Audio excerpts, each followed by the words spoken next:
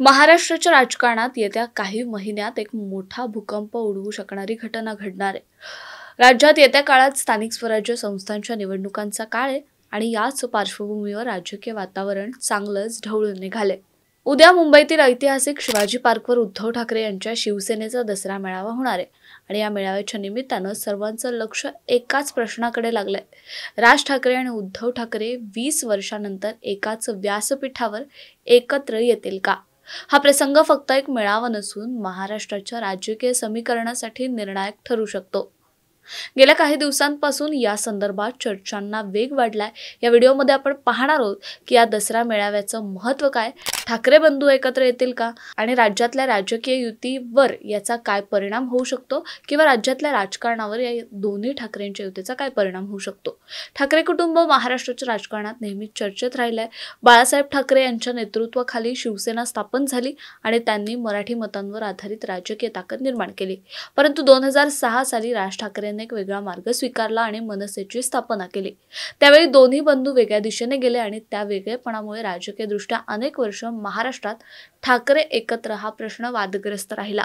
गेल्या काही महिन्यात विशेषतः आगामी महापालिका निवडणुकांच्या पार्श्वभूमीवर उद्धव आणि राज ठाकरे यांच्यातील मनोमिलनाची चर्चा जोर धरते. 2 महिन्यांपूर्वी दोन्ही भावांचं मनोमिलन झालं असून त्यांनी यापुढे राजकीय चर्चांमध्ये सामंजस्य साधण्याचा मार्ग देखील मोकळा केलाय. हिंदी सक्तीच्या मुद्द्यावर राज आणि उद्धव ठाकरे एकत्र आल्याचं दृश्यही चर्चेत होतं. यामुळे युतीच्या चर्चांना नवीन वेग मिळत होता. याच पार्श्वभूमीवर गुरुवारी होणाऱ्या दसरा मेळाव्याला संपूर्ण राज्याचं लक्ष लागून आहे. या सगळ्यामुळे राज्यातलं राजकीय वातावरण खूपच तापलंय. महापालिका निवडणुकीच्या तयारीत सर्व पक्ष खूप सक्रिय झालेत. या निवडणुकीत स्थानिक स्वराज्य संस्थांचं महत्त्व खूप जास्त आहे, कारण शहरातील, गावातील आणि जिल्हास्तरीय राजकीय समीकरणं या निवडणुकीवर अवलंबून असतात. ठाकरे बंधूंच्या एकत्र येण्याची शक्यता असल्यामुळे विरोधकांची रणनीती बदलली आहे. शिवसेना आणि मनसे एकत्र येऊ शकतात या विचारानं राजकीय वर्तुळात चर्चेला वेग आलाय. ही युती फक्त भावनिक नाही तर मराठी मतांचं ध्रुवीकरण, हिंदुत्वाची धार आणि आगामी निवडणुकांच्या परिणामासाठी निर्णायक ठरू शकते. मुंबईतील ऐतिहासिक शिवाजी पार्कवर दसरा मेळाव्याची जंगी तयारी सुरू झाली आहे. अख्खा परिसर मेळाव्याच्या तयारीत सजवला गेलाय. मेळाव्यात सहभागी होण्यासाठी सहस्त्र लोक येणार आहेत, लाखो लोक येणार आहेत. पारंपरिक शिवसैनिकांचा उत्साह आणि मराठी राजकीय संस्कृतीचा अनुभव इथे नक्कीच जाणवेल. पण या व्यतिरिक्त जर आपण इतिहास पाहिला तर बाळासाहेब ठाकरे यांच्या काळातही राज आणि उद्धव एकत्र या व्यासपीठावर दिसत होते.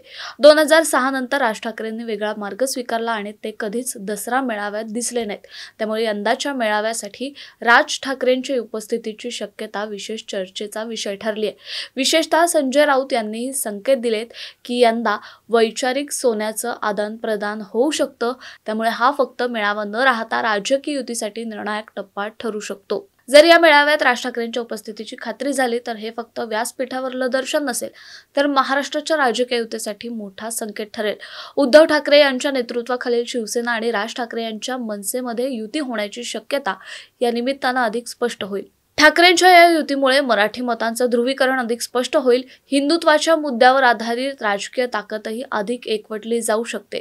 आगामी महापालिका निवडणुकीच्या समीकरणात या युतीचा परिणाम मोठ्या प्रमाणावर दिसून येण्याची शक्यता वर्तवली जाते. लोकांमध्ये या चर्चेनं उत्सुकता निर्माण केली आहे. सामाजिक माध्यमांवर व्हिडिओ, मीम्स आणि चर्चा आता जोर धरू लागल्यात. आता लोक वाट पाहत आहेत की राजकीय युती फक्त अफवा आहे की प्रत्यक्षात मेळाव्याच्या व्यासपीठावर दिसणार आहे.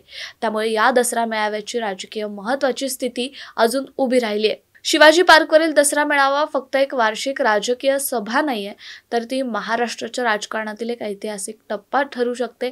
20 वर्षांनंतर ठाकरे बंधूंची एकत्र येण्याची शक्यता, राजकीय युतीचा प्रारंभ आणि वैचारिक आदानप्रदान या सगळ्यामुळे राज्याचं राजकारण पुन्हा एकदा ढवळलं जाईल.